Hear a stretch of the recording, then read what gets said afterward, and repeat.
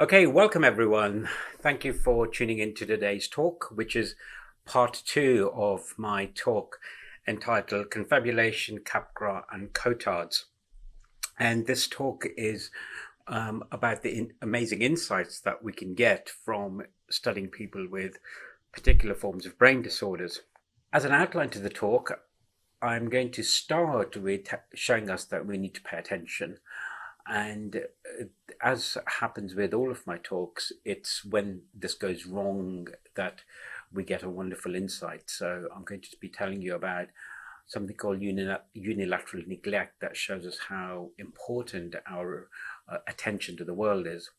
Then I'll go into our physical being and our ability to know and use our limbs using two different syndromes or phenomena known as phantom limb syndrome and alien hand sign or alien hand syndrome. Then I'll briefly go into something known as foreign accent syndrome, which is very bizarre and it's not quite what you think, which is the interesting thing. And then finally, one of those existential issues, Cotard syndrome, which tells us something about knowing that we're alive.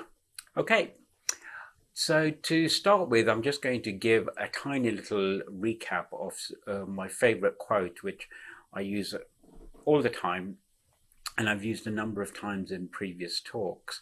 And this is that, which is to do with the question, why look at damaged brains if ultimately we're interested in in how normal brains function? So I pose this question slightly provocatively because I can understand why students that I'm teaching at university might initially think, why is this guy telling us about brain damage if we've come to study psychology, which is usually about how our brains function.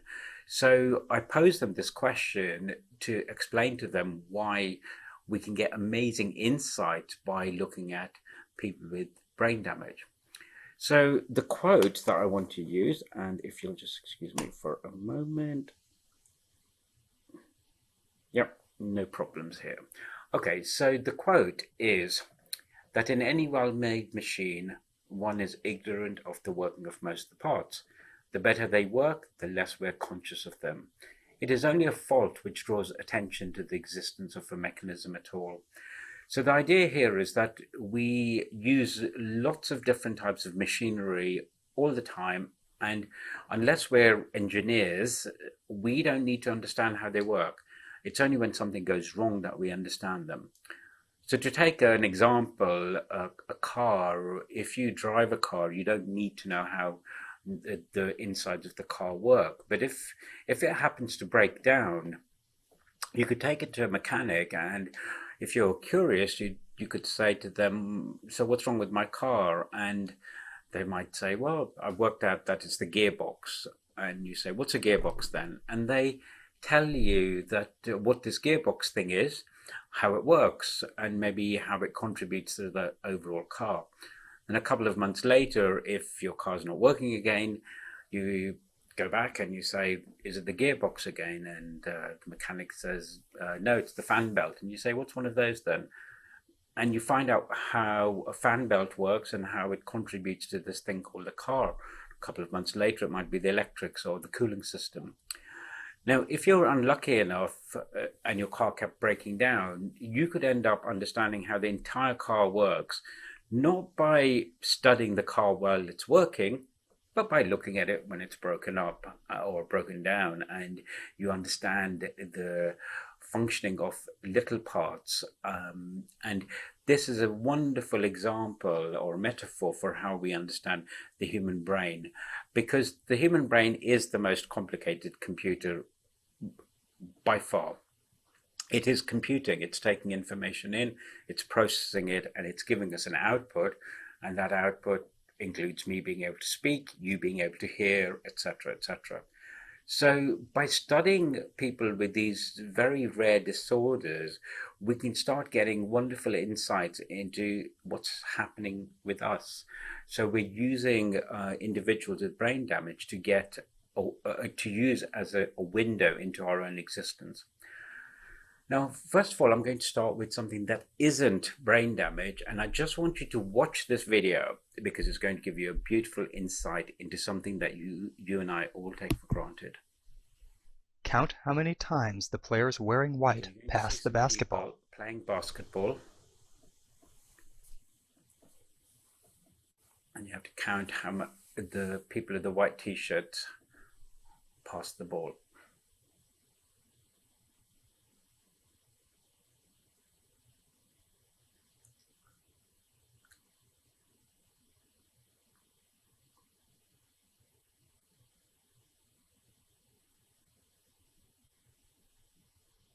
How many passes did you count? Okay, so I don't know how many it was. I wasn't The counting. correct So yes, answer there were is 15. 15 But passes. But see did the you see gorilla? the gorilla? And some of you may have done, most of you will not have noticed that a gorilla walked straight through the group of people playing, beat his chest, and walked out again. Now, if I could see you, I would ask you all to raise your hand if you hadn't seen the gorilla initially.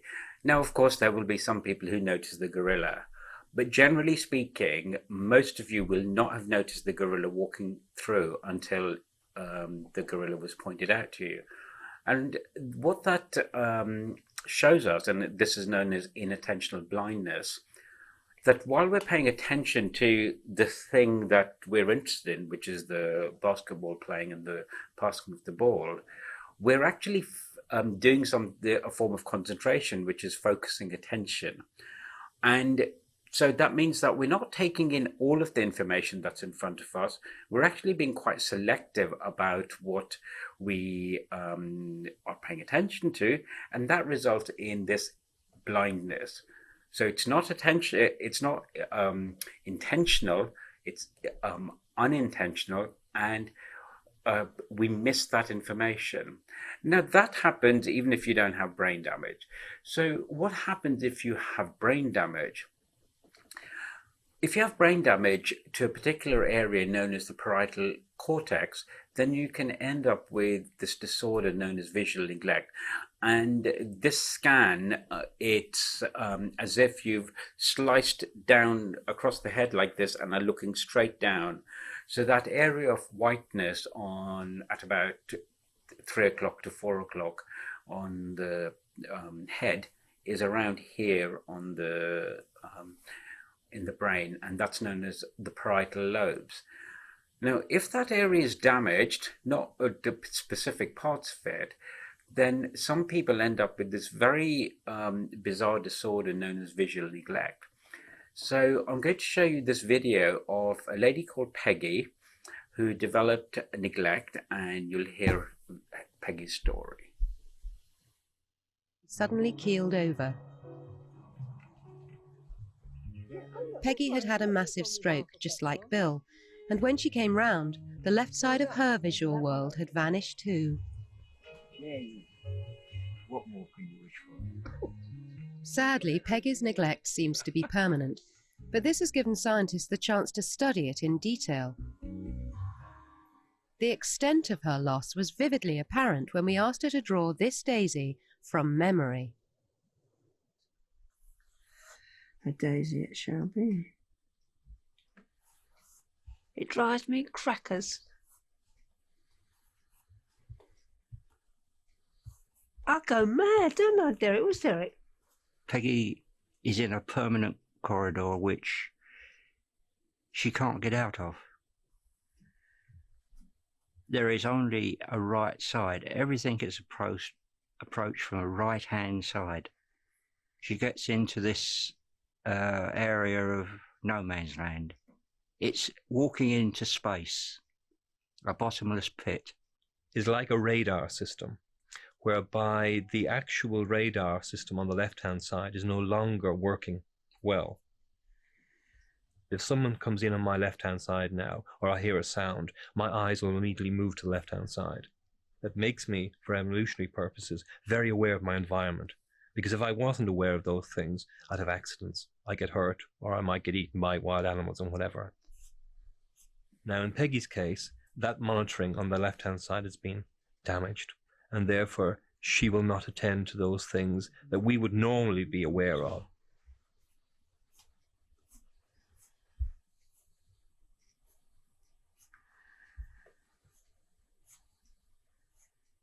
Oh dear. So what Peggy's drawn for us is several nice daisies with the left side missing. Same with this one and this one. And look at this one. This is a very good example. I've done it on all of them. Sorry. Okay. I've been told by my team that the volume was a bit low for my voice, so I'm going to try to speak up a bit. Maybe I was whispering too much. So in this video, what you see is that Peggy, who's had a stroke, which has hit her parietal lobes, means that she's not able to somehow see the left-hand side of the world. Now, it's quite important that what we see is that it's happening when she's seeing the flower or the daisy and is only drawing the right-hand side. But it's also when she's asked to imagine. So it's close your eyes and imagine a daisy, and she still only draws the right-hand side. And as you saw the researcher there, he said that this is about evolution and survival. Because if I hear a sound over there, I've got to move over there very quickly. Or if there is information happening in my visual scene that might affect my survival, a fast-moving predator or something like that, I need to be able to move my vision there. So it seems that this attention is about being able to filter out all of the information that's coming in constantly to us, visually, orally, etc., and trying to make sure that we pay attention to the thing that we think is most important. And it's always a gamble, and that's why we sometimes miss things. Now, to look at this, researchers use different types of tasks just to demonstrate what you've just seen in that video.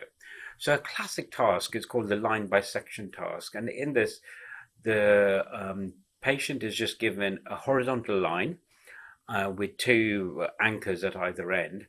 And they're just simply told to draw a line halfway down the middle of that line.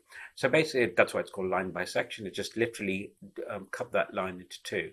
And what you see in that top diagram there is that this patient has put the red mark quite away towards the right-hand side of that line. And you can repeat this over and over again, and they're always drawing a line towards the right-hand side, as if they're not even seeing the left-hand side of this big line. Then another one is called line cancellation, where that's the middle panel, where you've got a series of dashes at different angles, and all the patient has to do is to just draw a line across every line that they see, as if to make a cross. And again, what you see here is that this patient has only put a line across those dashes that are on the right-hand side of the screen.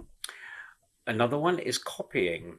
So copying is where you see something like a clock, and you copy what you see.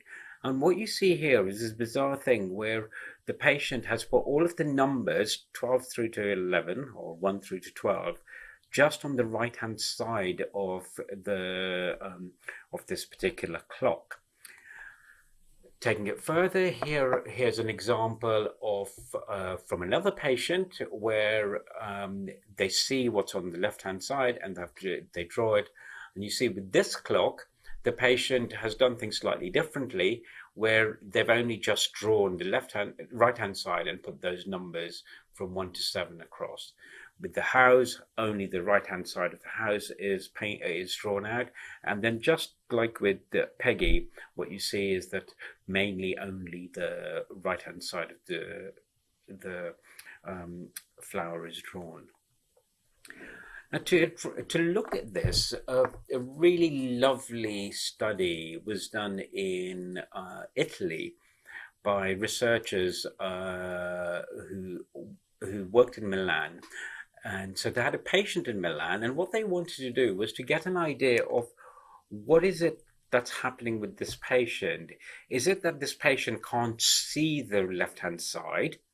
Because if you can't see the left-hand side of the world, then of course you can't draw it. So is it just that that side of the world doesn't exist, or is it something that's happening inside?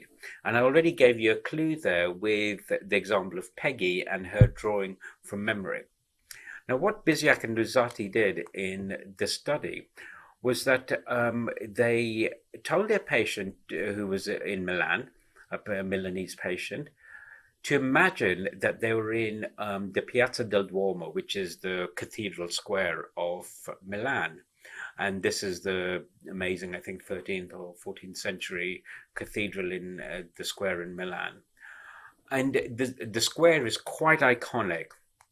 And if you were to see a map of this, then what you would see is that square and the cathedral in the square of the crucifix in the middle there, and then the white section at the bottom is effectively what the square is. So what they said to this patient, who was familiar with this square because the patient had lived in Milan, they said, I want you to imagine that you're stood on the steps of the Duomo looking outward. So basically in the photograph, it would be right in the middle of that photograph, but looking out towards where the photograph is taken from. And they asked the patient to describe what they saw. And the patient described everything that he could see on his right. I think it was apologies if I've got this wrong. So everything that was on the right-hand side, if you looked out from the square. Now, what a researcher would do is say, well, we have no actual evidence that the patient knew what was on the other side anyway. Maybe the patient had never looked at the other side of the square, and so they just couldn't describe it because they didn't know it. So what they then did is to say to the patient, okay, I want you to imagine that you walk across the square and now you're stood on the other side, so where point B is, as if you're staring at the cathedral. So basically the angle that photograph is taken from. Could you please describe what you see? Now, if it was the case that the patient had never seen what was on the other side of the square, then you wouldn't expect them to be able to say anything.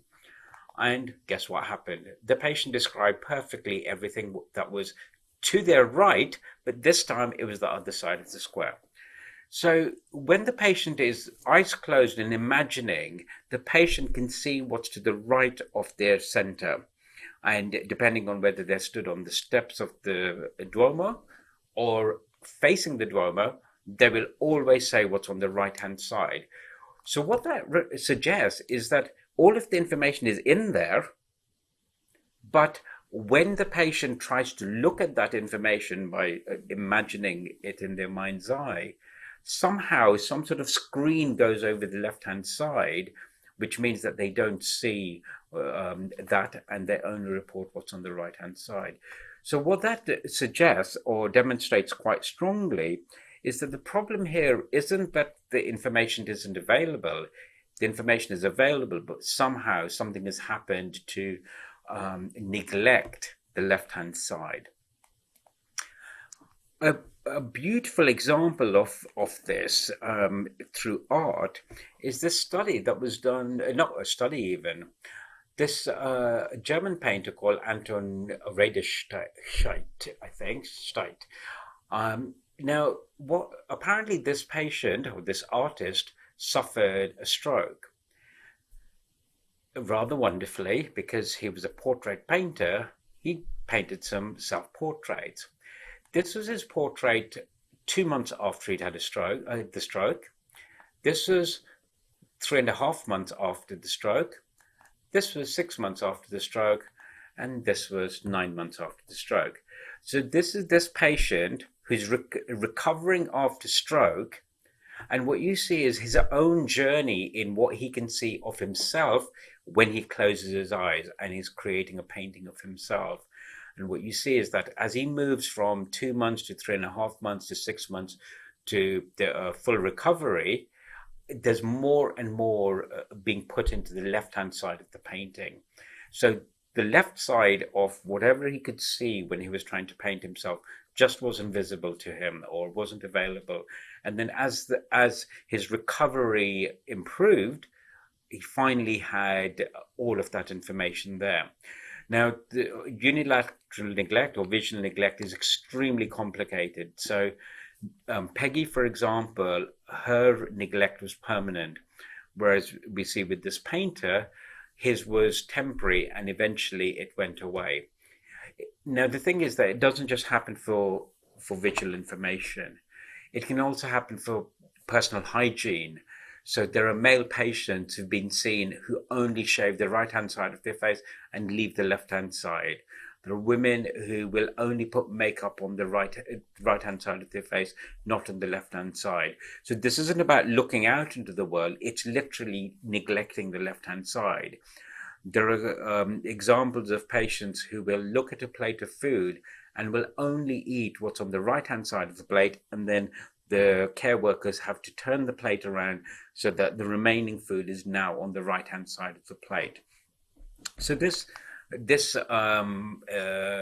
disorder gives us this remarkable insight into what's happening, that somehow information is taken into the brain, and then there's this curtain that goes over the left-hand side, which makes that information not available. Now, just to give you an example of what researchers would do to try to explain this, cognitive neuropsychologists, so I'm a cognitive neuropsychologist, would try to explain this.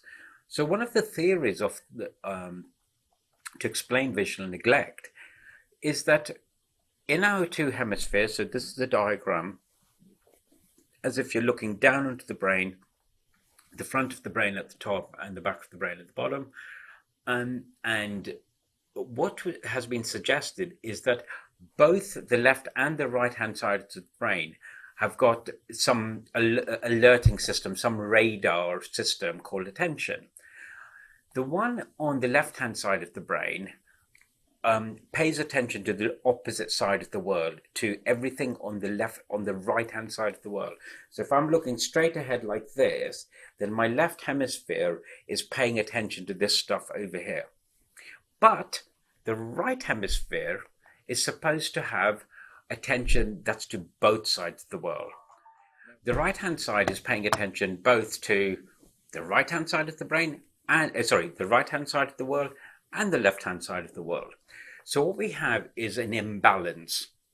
So under normal circumstances, we've got the left-hand side of the brain that is looking at the right-hand side of the world, and the right-hand side looking at both. So there's more attention towards the right-hand side of the world. And I think there's some work that's been done that's shown that if you put information on the right-hand side of the world, people pick it up more than if you put it on the left-hand side of the world.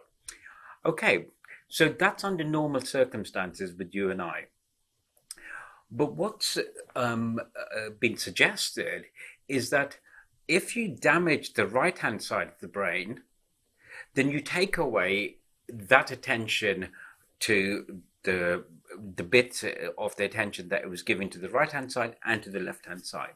So all you've got is the intact left hemisphere, which is paying attention to the right-hand side of the world. There's nothing left that is paying attention to the left-hand side of the world. And as a result of that, these patients who've all got damage around here in the right parietal cortex, they ignore what's on the left-hand side. Now, this is a theory, but there is research that's been done also with healthy people that in brain scanners and shown that the right-hand side of the brain seems to be doing a lot of extra work. And so if you damage that part, then somehow the left-hand side of the world gets ignored.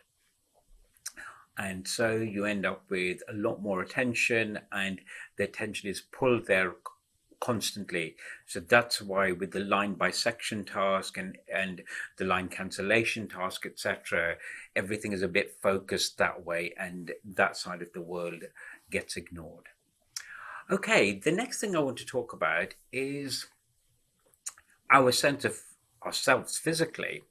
And there's this really interesting syndrome known as phantom limb syndrome, which is the finding that some people who've had an amputation can still feel their limb. So let's look at this video. Soon after Derek lost his arm, he had a bizarre experience.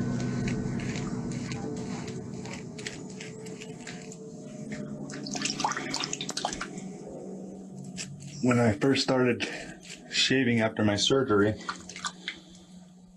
I would feel my absent hand start to hurt and tingle whenever I shaved this left side of my face. So what you see is this patient, Derek, I think his name was, who says that his arm is gone. You can see that there's no left arm there. And yet when he's shaving, he can feel the stump and can feel his arm, even though it doesn't exist. And he feels it particularly when he's shaving one side of his face. So what's going on here? Well, Ramachandran is an Indian neuropsychologist, an Indian neurologist who works in San Diego. And he's written an amazing book called Phantoms in the Brain, which I would highly recommend. It's kind of like the Oliver Sacks book, The Man Who Mistook His Wife for a Hat, but a more modern day version of it. And Ramachandran came up with this rather interesting theory of what's happening with these patients, and we'll see it here in his work. The reason we think it happens is that in the brain, there is a complete map of the surface of the body. The entire left side of my body, the skin surface, is mapped on to the right side of my brain along a vertical strip of cortex, which we call the somatosensory cortex. Similarly, the right side of my body is represented on the left side of my brain.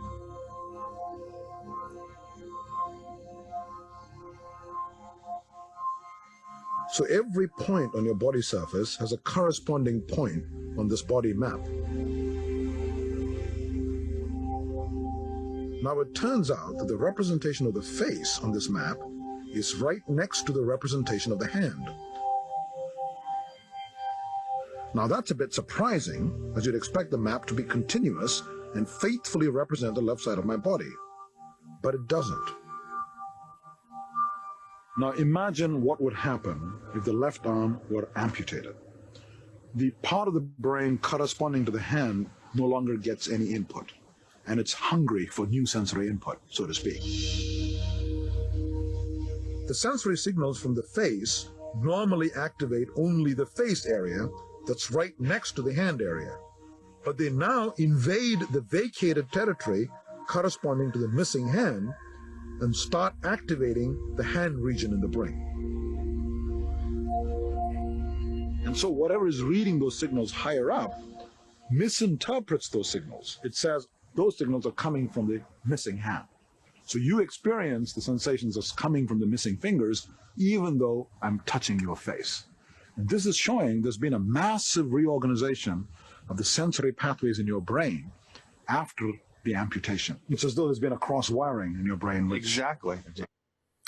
Okay, so what Ramachandran was saying there is that in our brain, we've got an area known as the somatosensory cortex, and it's kind of like an Alice band that goes about midway down the brain like this. And the somatosensory cortex is the area of the brain that takes information in from all over the body, and it helps us feel physically what's out there. So the information from my fingers, from my cheeks, etc., all goes to this area. And so that's the first port of call for any information about picking something up and feeling it, etc. It's also the part of the brain, it's also linked to the area that controls the opposite side of the brain. So what you're saying is that we've got this representations and this information coming in, but it's not laid out with head at the top, then body, then leg, etc., etc. For some reason, it's been set up in a particular way, such that, as you see in this diagram here, the hand area, the hand and arm areas, they're next to the face area. So information from here is somewhere around here, and information about my face, if I touch it here, is right next to it. And ordinarily, what happens is that if this area is moving, then that area picks up that information, and you know that your fingers are wiggling. And if someone touches me on the face, then that information is sent up here, and I know someone's touching me. But what he was saying was that when the hand area is not getting anything because the nerves have been ripped out, there's nothing coming from the outside world from there.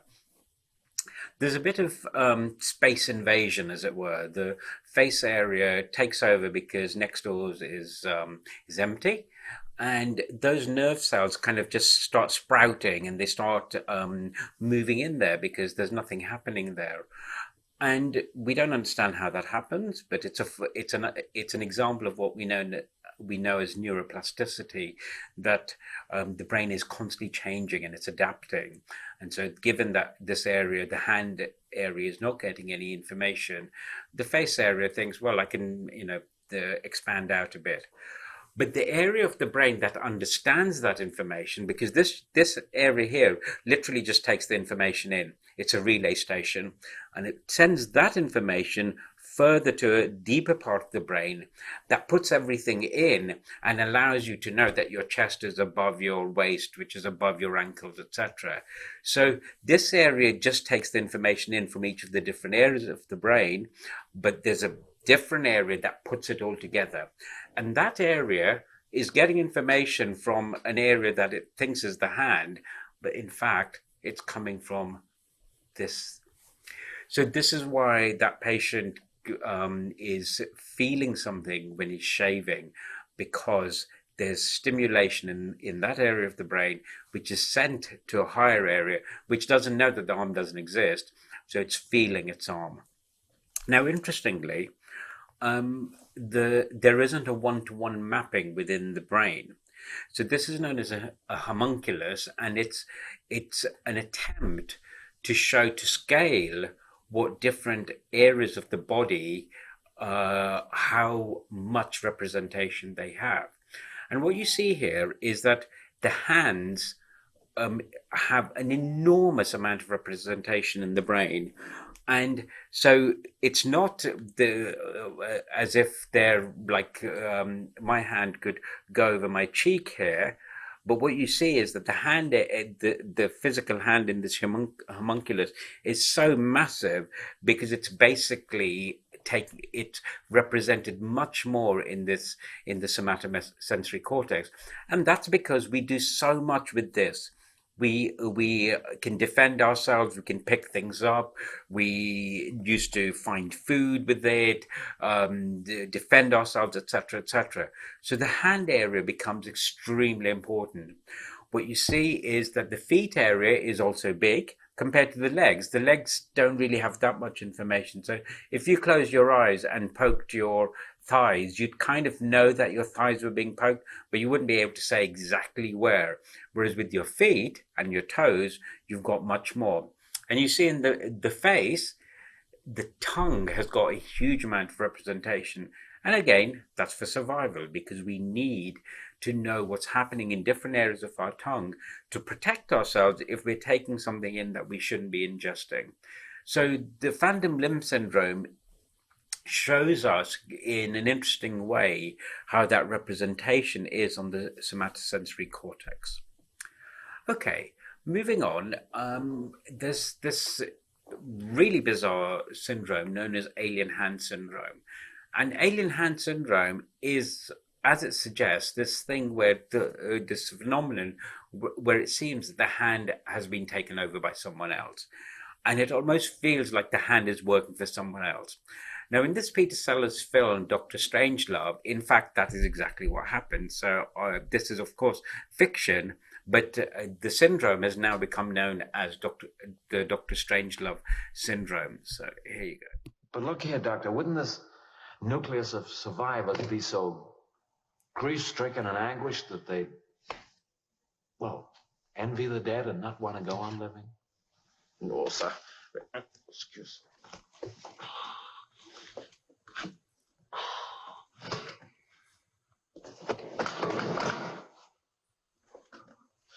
Well, Sabine, When they go down into the mine, everyone will still be alive. There will be no shocking memories.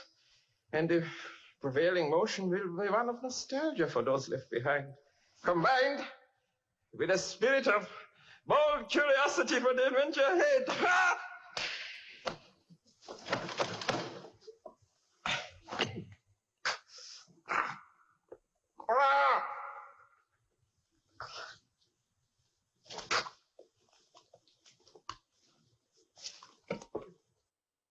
So that's just a film. But the thing is that it's not that far from what can happen. Now, as happens with most of these disorders, there's a huge variety. So not all patients would be as extreme as that. Not all patients with neglect would be like Peggy, etc.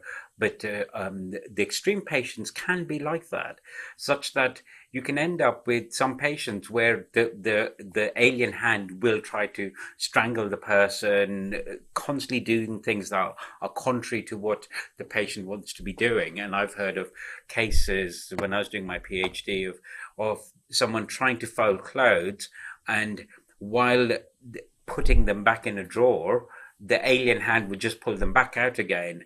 And someone who was cooking, where the alien hand would be throwing things into the pan that were different to what the person was trying to cook. So it just seems as if the hand has gone rogue. Now, in more in a real case here, this is a German patient who is doing a test called the block design test.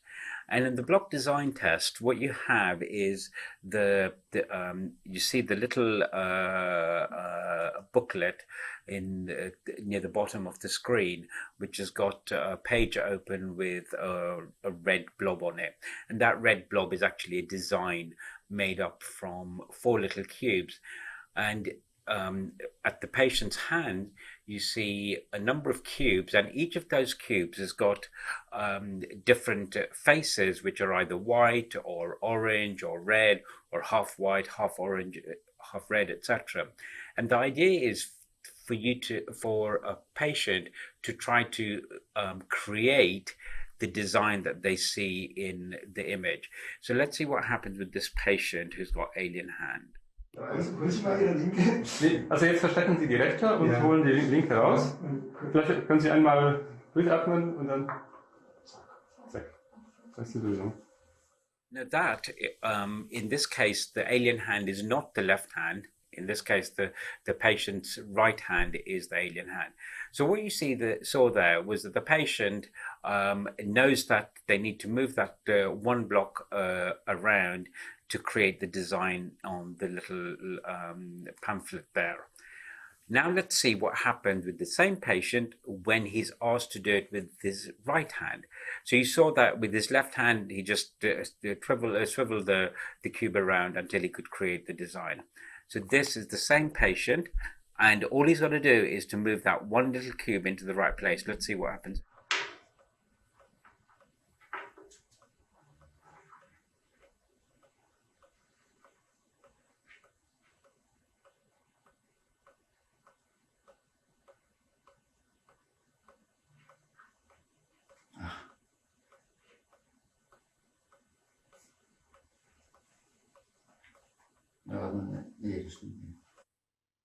So what is obviously a really easy task, and you saw that the left hand could do it without any problems. The right hand can't do it and is dithering, etc. And in other videos, is actually moving the other blocks around, etc. So this is an example of how something that we take so for granted, that I want to reach out and pick something up, actually involves a lot of very important processing. Now, as with the phantom limb, the alien hand syndrome is actually quite rare. And so researchers don't actually have a very good explanation for it. But one of the explanations is to do with something called the corpus callosum, which I talked about in the talk a couple of weeks ago. And the corpus callosum is this thick band of fibers that connects the two halves of the brain that are actually separate from one another. So in this diagram, which is literally this is a real brain which has been cut down the middle what you see is that the two halves of the brain are actually quite separate. So I don't know if you can see my arrow here, but this surface here, this vertical surface here, is actually separate in the brain from this one. So you could slice down and actually just separate out the two halves. So the two halves of the brain communicate through this band of fibers called the corpus callosum. And in the talk a couple of weeks ago, I explained how by studying people with split brain syndrome, we can get an understanding of how the two halves of the brain do different things. Now, importantly, an important role of the corpus callosum is to bring these things together to allow coordinated action. And our hands are an amazing example of coordinated action, because this hand, my left hand, is controlled by a strip next to the somatosensory cortex, known as the motor strip, on the right-hand side. My right hand is controlled by something on the left-hand side of the brain. So somehow these two guys are controlled by things that are on opposite sides of the brain, and to move these together, you have to coordinate that behavior, and that has to happen through the corpus callosum. And what's been found is that with many patients with the alien hand syndrome, they tend to have damage or something going on that interrupts flow of information in the corpus callosum. But as I said, it's not well understood because it is a very rare disorder, but that's something that seems to keep coming up. The corpus callosum is implicated somewhat. The next thing I want to tell you about is known as foreign accent syndrome, and this is so bizarre that I'm just going to play the video so you can just see and hear it. Kath Lockett is facing life with a voice she doesn't recognise. Can you say grandfather? Granddaughters. Karen Kath Lockett lives in Stafford in the Midlands with a husband and 2 teenage children. She suffers from a strange disorder which has doctors baffled. I love all this tutti Italianese or jazz. Sometimes they say I'm French, then they say I'm Italian, then they say I'm German, I'm Croatian, Hungarian, Lithuanian, and one man very strange, but I was Japanese. Although she appears to have a foreign accent, Kath is English, and it's her first and only language. Oh, that's a nice one. You like that? Lots of detail, man. So what you see is this lady who's from the north of England, and superficially at least, she sounds like she's got an Italian accent, but she said that people thought that she was also Croatian and even Japanese. So what's going on here? Now, the next video gives us a bit of a clue. So this is someone from Cambridge who studies people with this disorder. The kind of movements you need to make speech happen are so complicated, it requires an enormous amount of brain power and the concerted efforts of lots of different parts of the brain, all working in harmony. And if you damage one of those bits of the brain, they can no longer do that job precisely. So what he's saying there is that language, just like all these other things that I've been talking about, is a very, very complex process. And when I'm trying to say the words that I'm saying, I have to create an idea of what I would say, then I have to pick the words from somewhere, and then I have to work out the rhythm in which I'm going to say them. And over time, I've got quite used to saying things in a particular way. But we know if we speak English, we can watch an American program and know that someone else is saying things in a rather different way. So those same words can be intonated in a different way.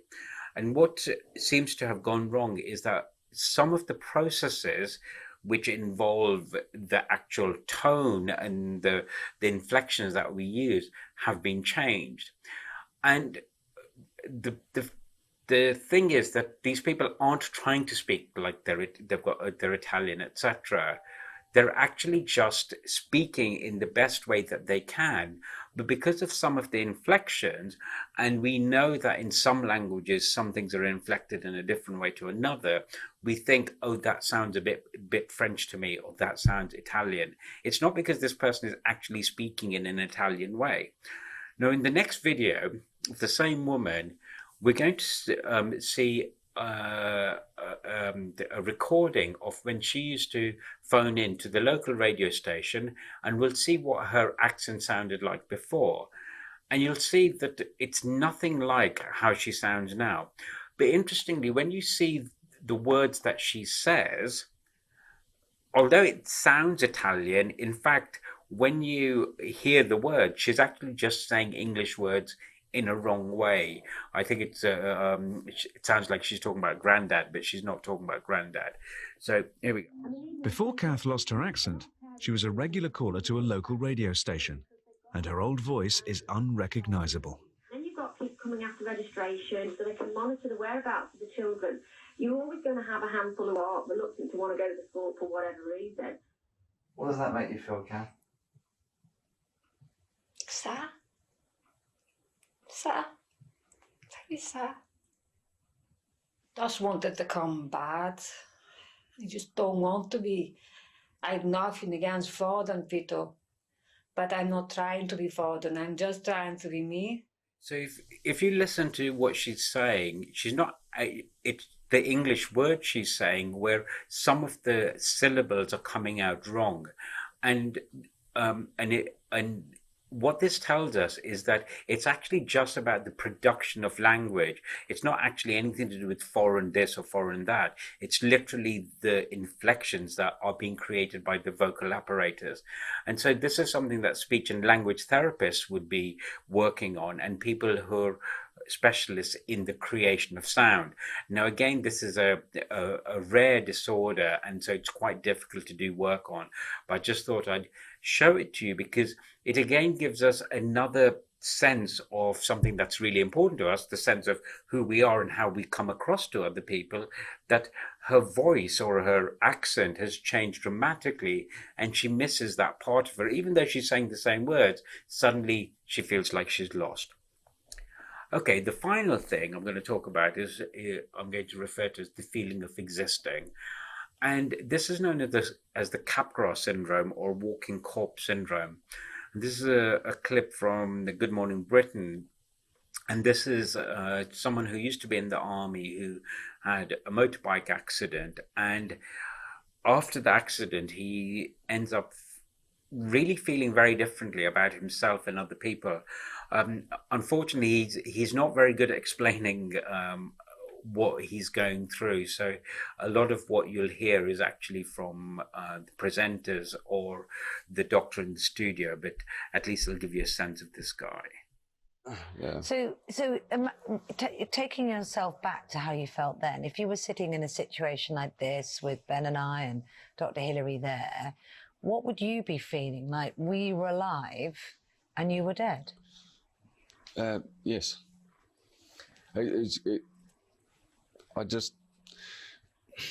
People have asked me to sort of tell them how I felt, and what I just say is, what I felt was, what's the point? And that's how you felt emotionally. What's the point? Why I was at Headley Court and they were trying to help me and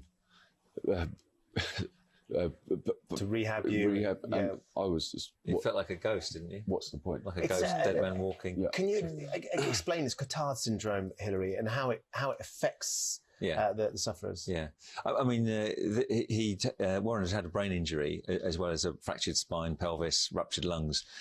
He was on the brink for a long time in a coma. So when they found the extent of the brain damage, he'd got frontal lobe injuries. So a lot of disturbance, a lot of nerve cells in the part of the brain responsible for facial recognition, for memory, for processing emotions. So surrounded by all those soldiers in a military hospital for many, many months, he became convinced that he'd died, and he was in this dissociative state where people were around him, but he didn't actually exist. His life had ended. He didn't feel like he did before when he was alive. Okay, so the patient, Warren, is saying that he just doesn't feel it.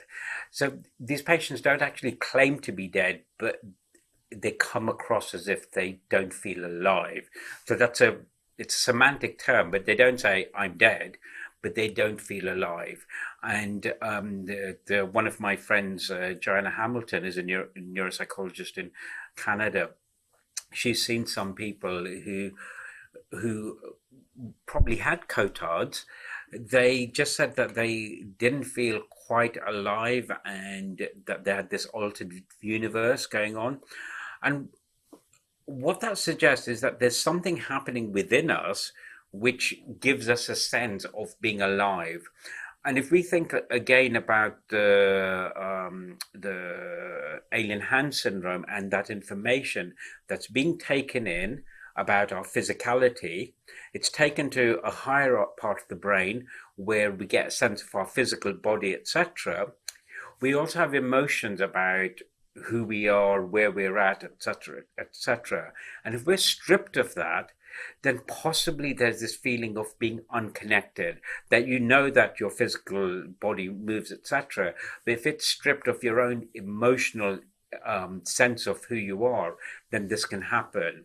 Now, that of course can be psychiatric, but it seems that these patients with Cotard syndrome, it seems to be due to damage to areas of the brain that are involved in that emotional aspect of ourselves.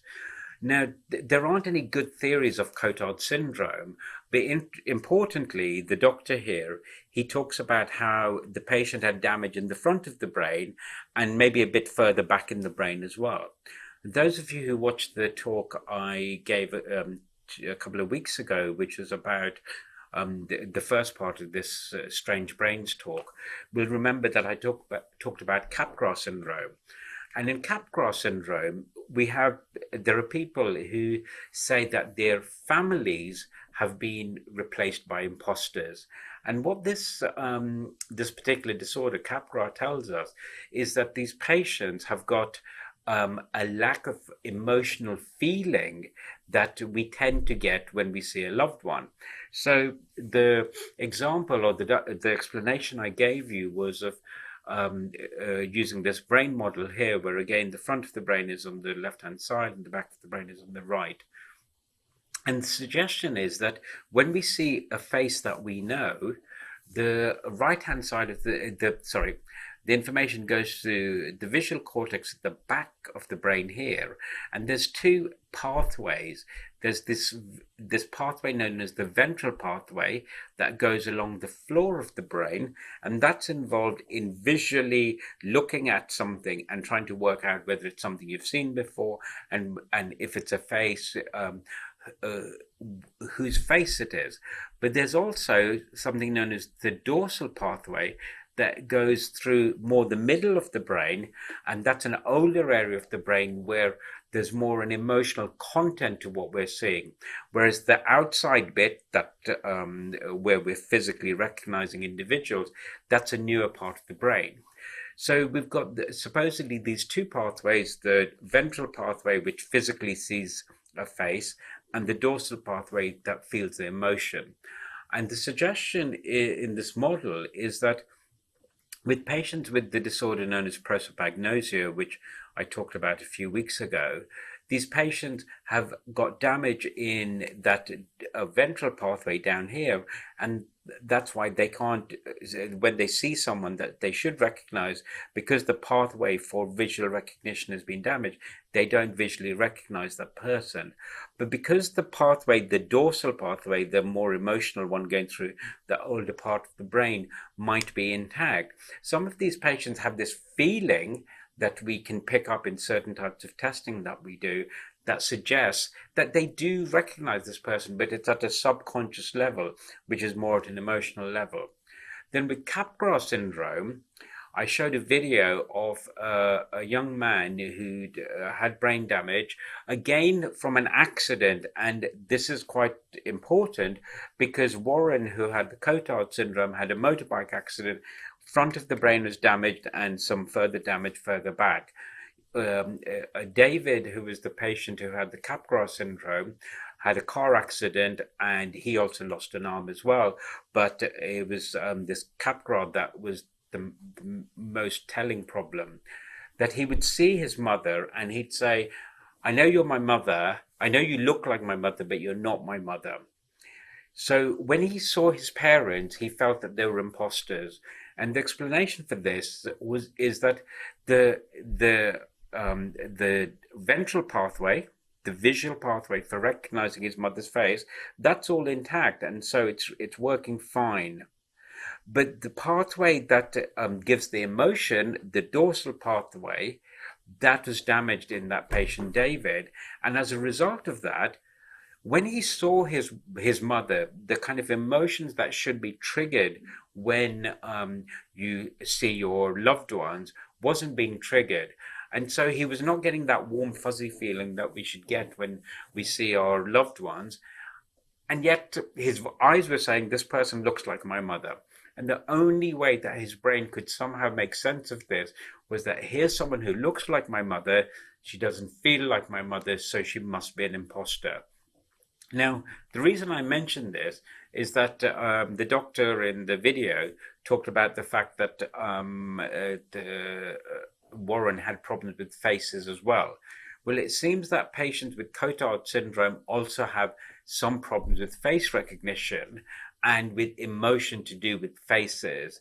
So the theory, and again, because it's a very rare disorder, the theory is that what's happened is that it's a more pronounced version of this model that I'm showing you here. That those older parts of the brain where we get the emotional sense of other people, but also of ourselves, has been damaged. And so this patient is getting all the feeling from his fingers and his body, etc., that tells him, I've got 2 arms, 2 legs, and all that sort of thing. But the emotional sense of being alive, wherever that is, of course, that's one of those existential questions, but however that is computed within the brain has been damaged. So he physically knows he's sat here. There are other people near him, but he doesn't feel like he's like them. And he knows they're alive, but he can't feel himself. And as a result of not feeling himself, he thinks that I'm not alive. So that's just a hypothesis. We don't know this for sure, but that seems to give us an idea of how complex that idea of actually feeling alive and existing is, because emotion must be involved in that process of knowing that you're alive.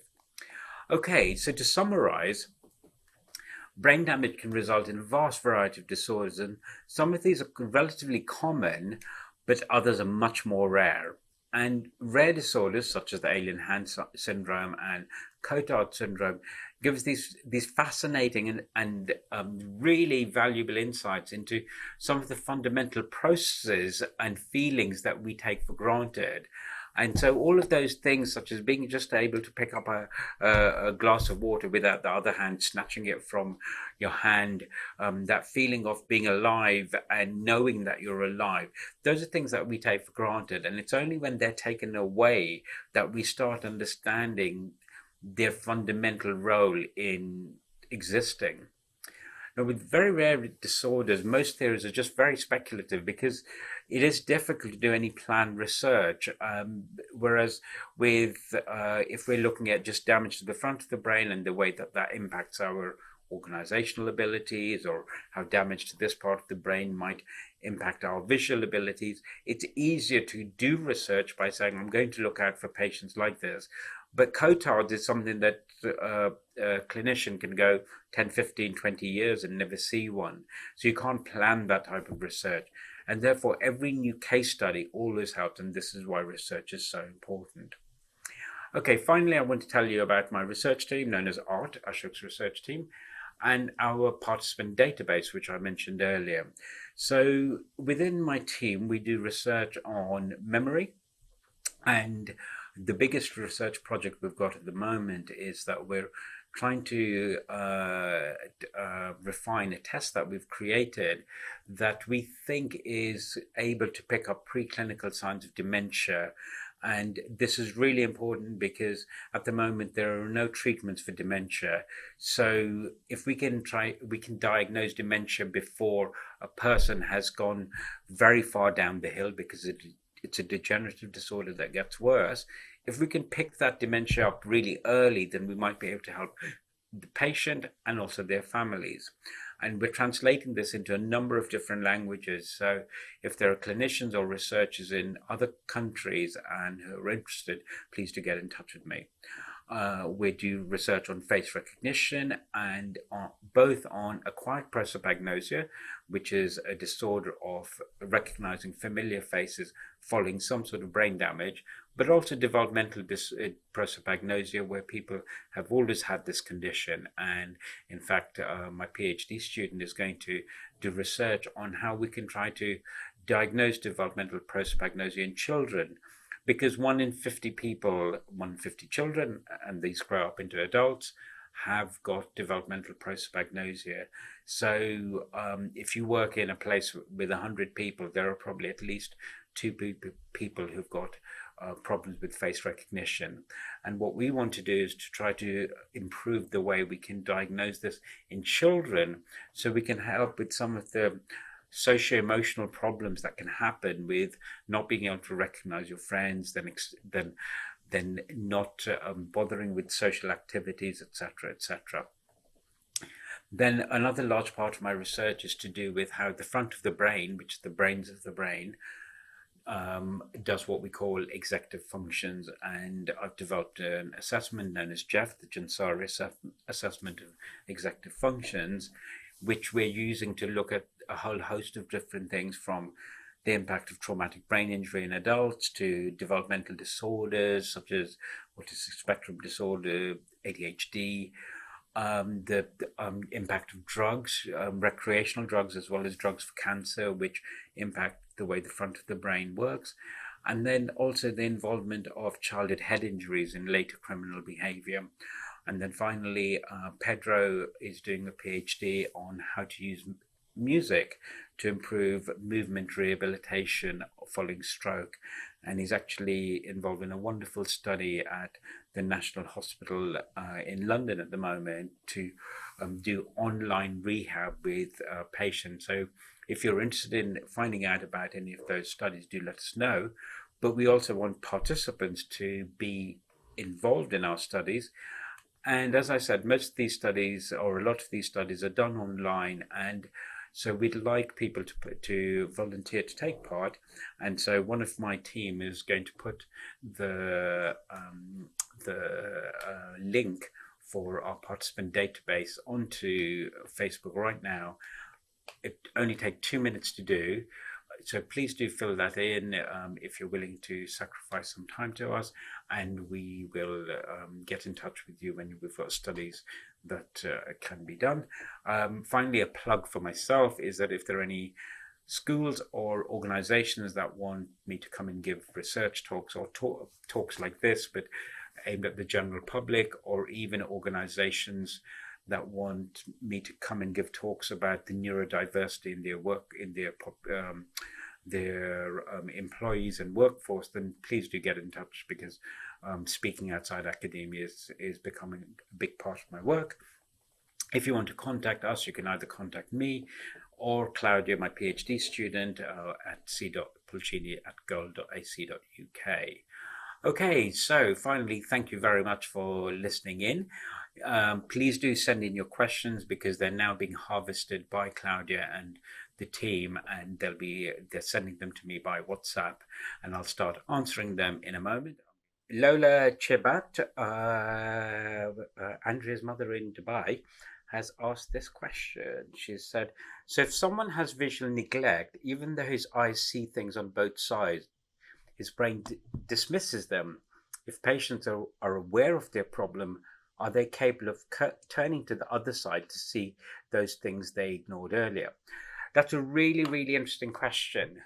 And I think that it varies between patients, but the idea is that you have to know that your world is missing, but it's not as if they've got darkness in half of their world. They're seeing a world and it looks okay, whole to them. It's just that we know that there's a bit on that side that they're missing. Now, interestingly, we know that the information is being processed. There are studies that have been done where they can show a patient two houses, or a house with smoke coming out as if it's burning on the left-hand side of the house, and another house which doesn't have smoke coming out on the left-hand side as if it's burning. Now, even though the patient will draw only the right-hand side of both of the houses, as if they're only seeing the right-hand side, if you ask them, which house would you prefer to live in, they pick the one that doesn't have the burning bit on the left-hand side. So what that suggests is that it's not that the information isn't there, it's that it's not getting through to a particular level of visual awareness. Their emotional response is suggesting that the information has got through, and yet they're not able to act on it. So it's really interesting issue, and we don't understand it. So this is why there aren't any firm theories yet. Okay, next question is from Nayanika Sengupta, who is in Kolkata, I think, I'm not sure. And she asks, can a patient with visual neglect ignore the right-hand side of the world instead of the left? That's an interesting question. So Nayanika's question is about the fact that with these patients, it tends to be predominantly the left-hand side of the world that's ignored, hardly ever the right-hand side. But what I have heard that there are some patients who ignore the right-hand side rather than the left-hand side. Now, I can't swear to that, but I'm pretty sure that there are some patients. And there are other things as well. There are some patients who will, and these are very rare, who will ignore what's in the top half, but be okay in the bottom half, and the other way around. Some patients will ignore things that are within reach of them, but not things that are outside them, and it's called peripersonal and extrapersonal space. So the example that I gave you of that neglect is the most common one, even though it's not that common, where people ignore the left-hand side of the world. But there are lots of other types of visual neglect, and so what that tells us is that that attention system isn't just simply left and right. There's up and down, there's close, far, etc. Okay, next question is from Denise Apsey, and Denise asks, does alien hand syndrome only ever occur as a result of some kind of brain trauma, or have there been instances of someone having it from birth or early childhood? I've never heard of it from birth or early childhood. I think that this is very likely to be a brain damage thing. Now, I can't say never, because we don't know for certain. There might be examples, because what you've got to realize is that the cases that I tell you about, they're the ones that have come to a scientist or a medic's attention. There are lots of things that happen in the world that never get heard by someone else. So it might be that there are cases like this that have never come to someone's attention. So I don't know for certain, but I've never heard of that. But since it's a rare disorder, I can't say for certain. Okay, next one is, the Shabat family, or Shabat family is really on form. Tony, I think that's Andrew's brother, is asked, brain damage versus brain injury, is one due to degenerative causes while the other as a result of physical trauma? No, Tony, those are just used interchangeably. So one can get specific and talk about developmental brain disorders. So these are disorders where they've been there all the time and we don't understand them, and they might be due to genetics and things like that. And then acquired disorders. So acquired disorders are ones where the person used to be okay and then they acquired the problem. So to give you an example, with prosopagnosia, which is the face recognition disorder, we have people like one of my research patients called David. He was completely fine until about a few years ago when he had a heart attack and the blood stopped pumping around his body and also to his brain, of course. And following recovery, I mean, thankfully he was shocked back to life. Following recovery, he can't recognize familiar faces. So he's acquired the disorder because before the heart attack, he could recognize faces. Whereas there are people that I work with, and this is what Claudia's PhD will be about, who've got the developmental version of the condition where they've got no brain damage that we know of, and they've always had problems with face recognition. So ABI stands for acquired brain injury. So that's a brain injury that you've acquired in some way or other. Traumatic brain injury is due to a hit on the head or a car crash or something like that. But then there are other types of brain injury, acquired brain injuries, that could be like a stroke. Now, a stroke is something that happens inside you and causes that brain injury, or it could be due to neurosurgery, etc. So traumatic brain injury is something that comes in from the outside and hits the brain and causes the damage. And acquired brain injury is an overall term. But brain damage versus brain injury, they're kind of synonymous.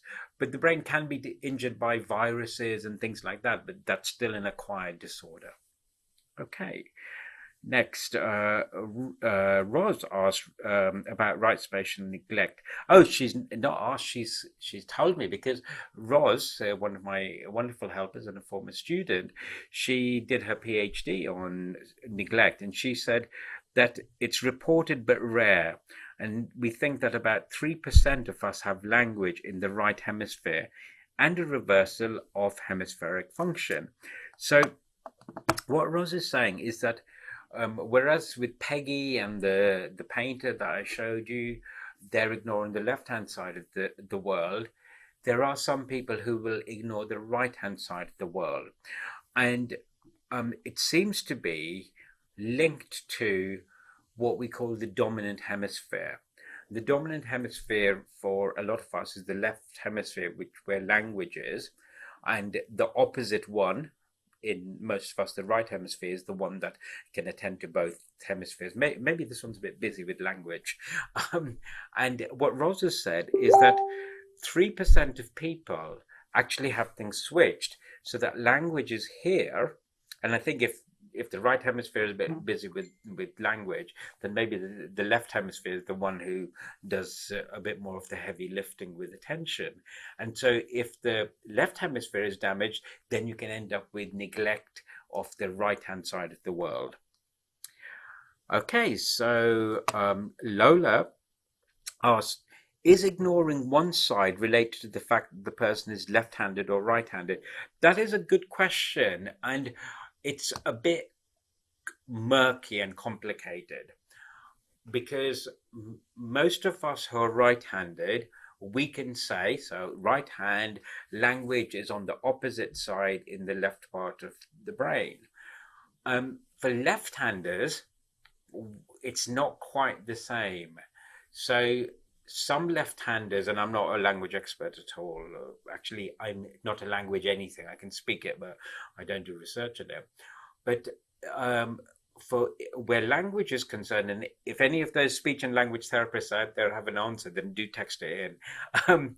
So for left-handers, some of them still have language in the left hemisphere. Some of them have it in both, and some have it on the right, just as, and Roz said that language can be switched. So some of it is kind of related to your handedness and what I call dominance. So where language is your dominant hemisphere. And my theory, which if anyone ever says this, I said it first and I won the Nobel Prize for it if I'm right, that basically the bit of the brain that's doing language is rather busy with language. And so the other bit is the one that kind of pays a bit more attention. So if that one gets damaged, that's where you get the neglect of the opposite side from that. But that's a theory I made up on the fly, which is what happens for a lot of theories, you see. Okay, so importantly, Anisha Desai, who is a speech and language therapist, who is on my team, she said there's a difference between neglect and inattention. So there are very subtle differences between the things that I was telling you about attention and what we call neglect, and not being able to see the world. And it's very difficult to do what we say is tease these things apart. But Anisha has said that 10% of us are left-handed, but we estimate only 3% of us have language in the right hemisphere. And those people are not necessarily left-handed. So it's a very complicated thing where we've got different things going on about the left-handers and what's happening with them and language. So thank you again for tuning in. Thank you to my wonderful helpers for their help. I hope you've enjoyed this talk. Please do tell others about it, and do get in touch with us with your views, comments, etc., and contribute to our research participant database. Thank you very much. Good evening.